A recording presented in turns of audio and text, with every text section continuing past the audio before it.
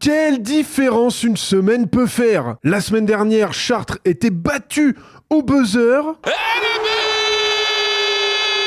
Cette semaine, ce sont les Chartrains qui sont revenus de manière inespérée à la dernière seconde. Et pourquoi pas l'égalisation!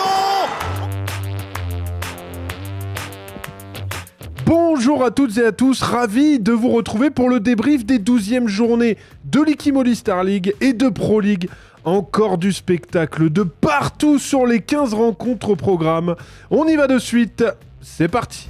La fin de match de cette 12e journée, c'était incontestablement à Chartres qui recevait Saraf. Deux équipes sur des dynamiques contrastées et qui avaient besoin de points. La rencontre a été serrée tout du long, aucune équipe n'a pu véritablement faire la différence. Tout s'est donc joué dans les derniers instants. Marc Lévigne donne l'avantage à Saint-Raphaël, puis les Chartrains sont contraints de prendre un tir difficile. C'est très compliqué, dangereux pour les Chartrains. Il reste alors que quelques secondes à jouer pour des Raphaélois qui sont devant et qui ont le ballon. Je vous laisse vivre cette fin de match complètement dingue avec les commentaires Handball TV de Maxime Ducap. Mais Saint-Raph va sans doute s'en sortir. Mapou, l'arrêt, et peut-être, et pourquoi pas! Et pourquoi pas!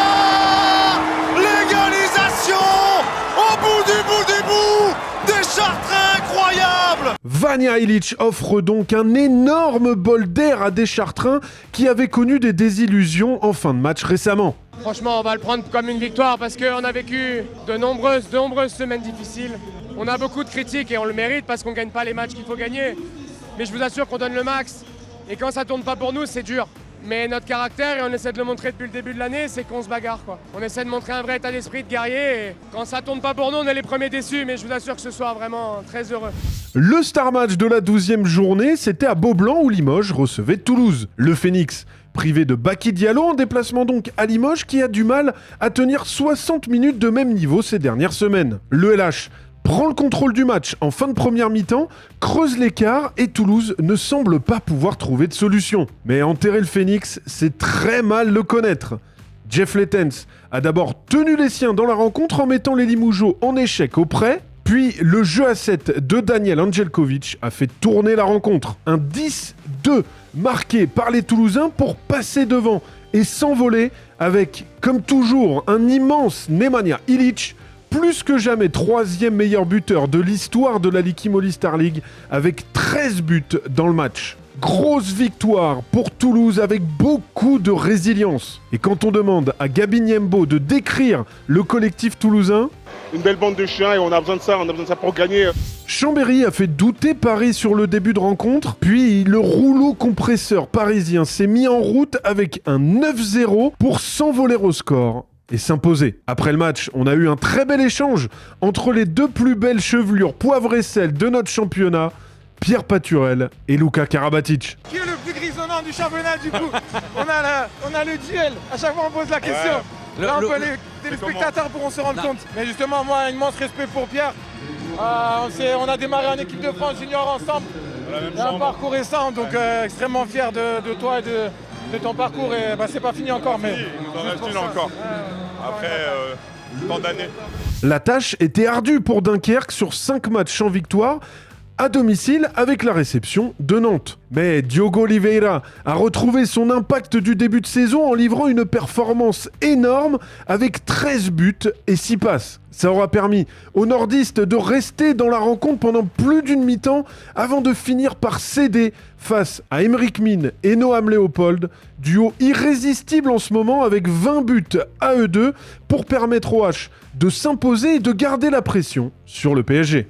Montpellier, à la relance après 2 défaites, a fait le boulot d'entrer dans un choc face à Tremblay pour faire la différence et se mettre à l'abri. Charles Bolzinger, lui aussi, a retrouvé de sa verve avec 15 arrêts. Montpellier se relance et éloigne la menace des poursuivants pour sa place sur le podium.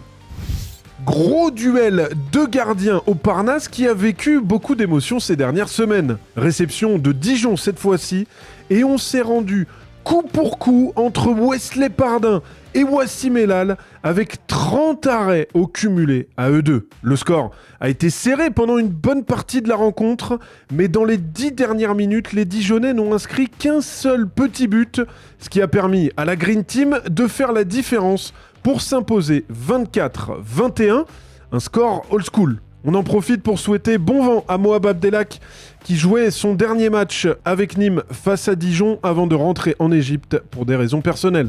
Célestat a été dépassé par Aix devant son public. Emeric Zepfel a été vraiment dominant dans la rencontre avec 10 buts et 7 passes.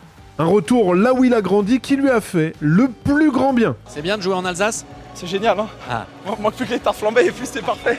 Ah ça, on vous a gardé ça pour le retour, merci. En match avancé, Istres s'est enfin libéré à la maison en venant à bout de Cesson. Une rencontre maîtrisée par les coéquipiers de Romain Mathias, 15 arrêts qui ont mené de bout en bout. Ça se passe moins bien en ce moment pour les Bretons qui enchaînent une 4e défaite de rang. Forcément, il y a de la déception pour l'ancien Istrien, Josep Volkes. Franchement, on est dégoûté parce qu'on a été pas bon. Franchement, personne n'a été bon. C'est triste, mais bon, il faut continuer. C'est ça, donner féliciter à Istres. Au classement, Paris mène devant Nantes et Montpellier. Coup d'arrêt pour Limoges qui voit revenir la meute derrière. Attention pour Cesson qui glisse vers le groupe à la lutte pour le maintien où seuls Chartres et Istres ont pris des points cette semaine. En Pro League, match de haut de tableau qui a tenu toutes ses promesses à Ponto qui recevait les Septors de Saran. Une rencontre engagée, accrochée, serrée qui s'est terminée avec un money time absolument irrespirable devant un public très chaud. Ponto à +1 à la balle de match, mais Zoran Radic sort un arrêt incroyable en contre-attaque. Oh la parade énorme! Noah Narcisse remet ensuite les deux équipes à égalité. Pour Noah Narcisse qui marque! Puis Thomas Toupens marque à son tour dans la dernière minute. Les Septors, en supériorité numérique, égalisent à nouveau par le jeune Malo Le Tumelin, plein de sang-froid. Allez, Joris! Oh, incroyable! Thomas Guillaume! Il reste alors une opportunité pour s'imposer pour Ponto, mais Baptiste Barthélémy, pourtant 10 buts dans le match, est contré par la défense saranaise. Les Septors arrachent le point du nul à Ponto dans un gros match qui avait un petit avant-goût de play-off.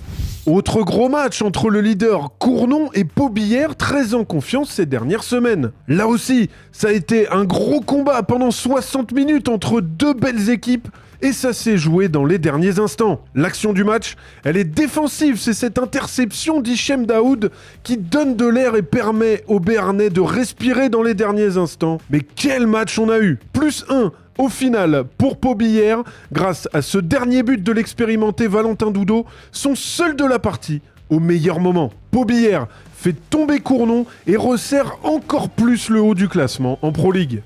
Une défaite qui fait les affaires des poursuivants comme Ivry en déplacement à Saintes. Des Ivriens bougés et menés pendant une bonne partie de la rencontre, mais qui ont fini par faire plier les Saintais en manque de rotation. Ça fait 8 défaites de suite pour les promus.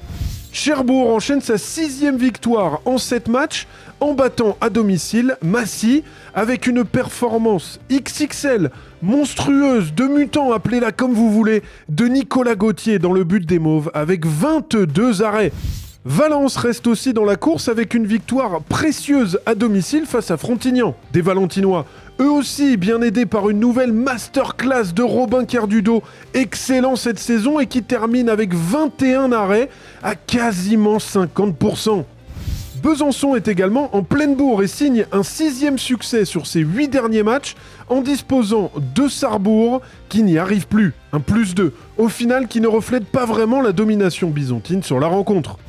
Enfin, Créteil se relance après une période vraiment compliquée en dominant largement Angers, qui sortait pourtant d'un exploit face à Ponto. 36-20 pour Créteil qui espère capitaliser sur ce bon résultat.